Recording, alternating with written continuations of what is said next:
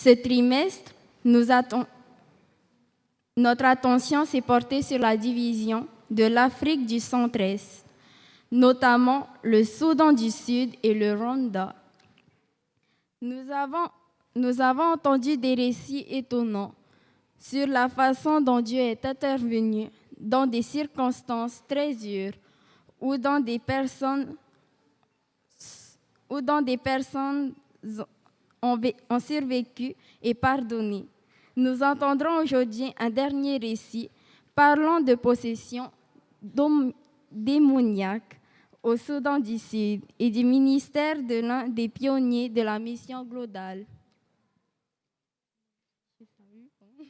Un pionnier de la mission globale est un laïc choisi par l'Église qui, avec une petite rémunération, va s'installer dans un lieu pour enseigner l'Évangile tout en donnant l'exemple de vertus chrétiennes.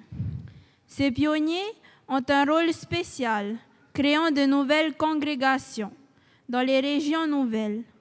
Partout où ils travaillent, ils passent pour des gens ordinaires, vivent comme les autres, œuvrent au sein d'un ministère ancré dans le réel, se faisant des amis. Généralement, ils s'engagent au sein d'une communauté pour 3 à 5 ans. Notre récit d'aujourd'hui présente Ajak Bol Ayouel, pionnier de la mission globale. Depuis mai 2015, il travaille dans sa région natale, le champ du Grand Nil supérieur, situé au nord-est du Soudan du Sud.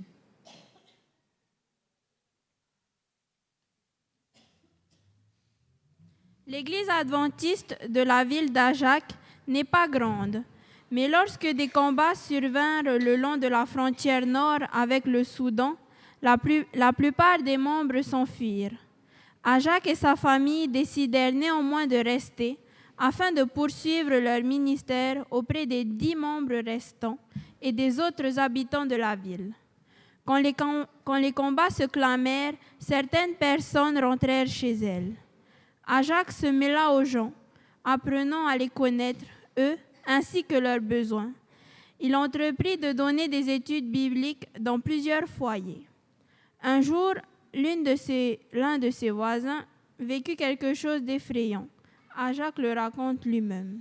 Un esprit mauvais entra en ma voisine qui se mit à crier et à pleurer. Elle s'enfuit de chez elle, vient jusqu'à ma maison et tomba à terre. Quand elle me vit, elle cria « Je n'aime pas cet homme ».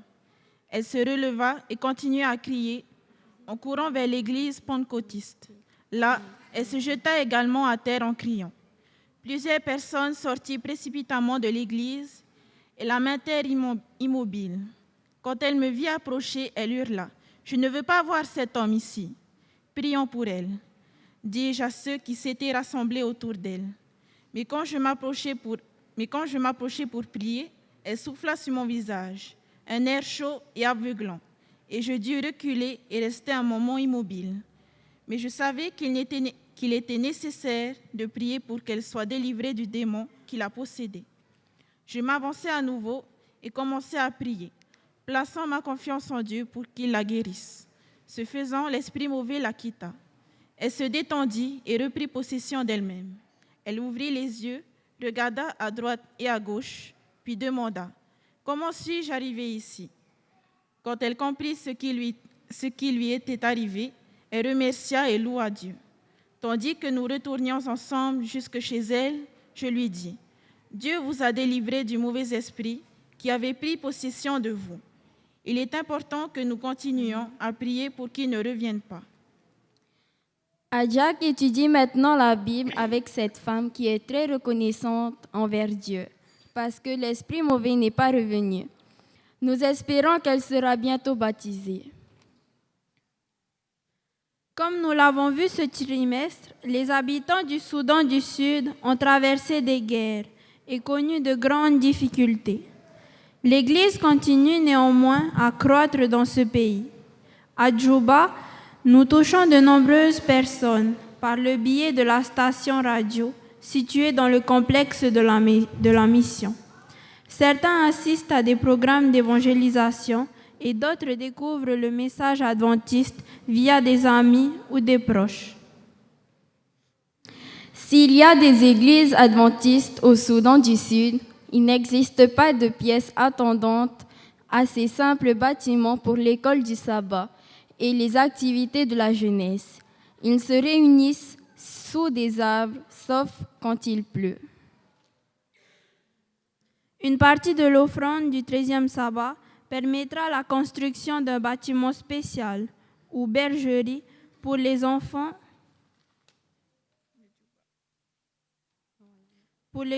de Djouba au Soudan du Sud qui pourront se réunir quel que soit le temps.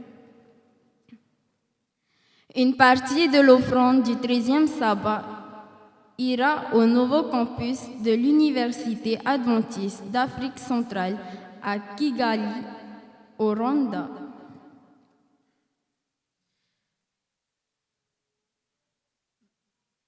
Comme nous l'avons vu ce trimestre, le Rwanda se relève des cendres du génocide.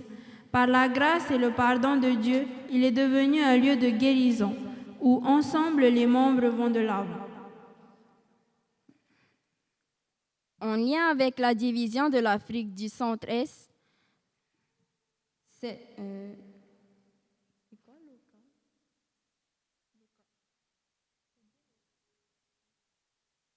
l'OCA est en train de créer une école médicale adventiste sur le magnifique campus de Kigali. Les étudiants de cette école recevront non seulement une excellente formation en médecine, mais également en tant que missionnaires médicaux, œuvrant avec Jésus pour guérir l'esprit, le corps et l'âme. L'OCA a besoin de dortoirs pour loger ses étudiants et d'une cafétéria où une nourriture saine et végétarienne sera proposée. Une partie de l'offrande du 13e sabbat en permettra la construction. Un grand merci pour votre offrande généreuse d'aujourd'hui qui viendra en aide aux enfants et aux jeunes du Soudan du Sud et du Rwanda. Soyez assurés que vos dons donneront un goût d'éternité à la vie de nombreux d'entre eux.